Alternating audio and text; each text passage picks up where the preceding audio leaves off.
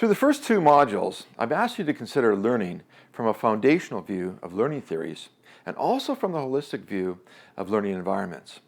In this module, we continue to keep both perspectives in view as we start from the holistic view of conceptual frameworks and then focus more closely on outcomes, activities, and assessments.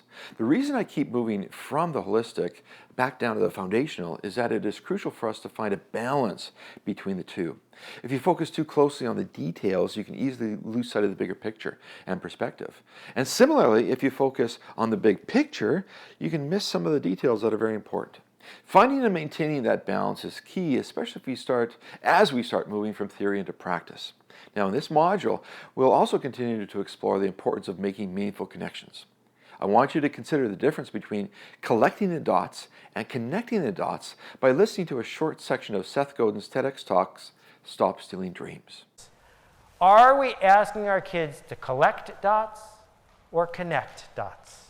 Because we're really good at measuring how many dots they collect, how many facts they have memorized, how many boxes they have filled in. But we teach nothing about how to connect those dots. You cannot teach connecting dots in a dummies manual. You cannot teach connecting dots in a textbook. You can only do it by putting kids into a situation where they can fail. Grades are an illusion. Passion and insight are reality. Your work is more important than your congruence to an answer key. Persistence in the face of a skeptical authority figure is priceless, and yet we undermine it. Fitting in is a short-term strategy that gets you nowhere. Standing out is a long-term strategy that takes guts and produces results. If you care enough about your work to be willing to be criticized for it, then you have done a good day's work. The idea of connecting the dots or making meaningful connections was a topic of many discussions I had with my colleague, Dr. Bob McElveen at ACU. The core concepts I'm sharing with you regarding the conceptual frameworks must be attributed to Dr. McElveen. I've just added and expanded and formalized the ideas that we talked about. An expert's conceptual framework is fully developed and multidimensional.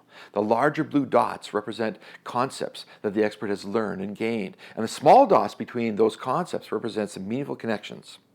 The expert can enter into the conceptual framework at any point and understand how everything works from that perspective. In contrast, a novice's conceptual framework is only partially developed. The novice has limited understanding or is missing most, or if the concept is brand new, sometimes all of the concepts. Some of the concepts that they do have could be wrong, and there are very little connections or broken connections if there are any connections at all. There are four key concepts to facilitating the growth of learners' conceptual framework. First is providing the context for learning, which includes introducing the fundamental conceptual framework components. Second is creating the environment where the learner can start to make the meaningful connections between those concepts. The context for learning and the learning environment come together to act as a scaffold that enable the novice to learn to see and understand what the expert sees and understands. Third is modeling the learning process needed to make those connections and add new concepts and see the patterns that lead to solving problems. Fourth is mentoring and coaching the novice in building and expanding their conceptual framework. Understanding the process of moving from novice to expert is extremely important when we build our courses or other forms of instruction. Getting the learner to grasp key concepts relates directly to understanding course goals and outcomes. And the alignment of those outcomes and activities with assessment is a cornerstone of course and program mapping and planning.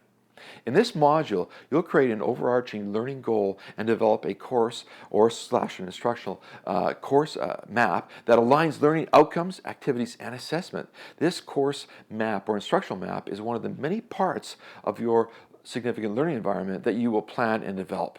This plan should prevent you from falling into the recipe and regurgitation model of learning where all too often we simply deliver content and disengage students give it back to us in the form of tests or other limited summative assessments.